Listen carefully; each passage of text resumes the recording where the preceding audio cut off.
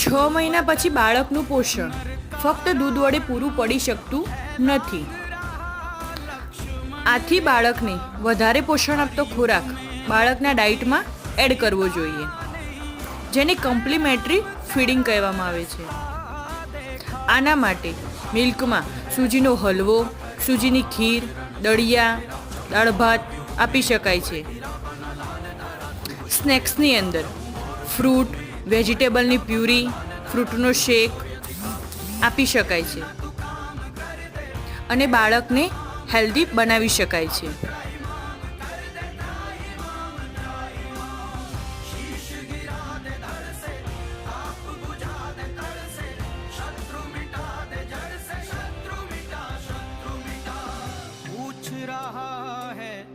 यक्ष प्रश्न ये पाप का मर्दन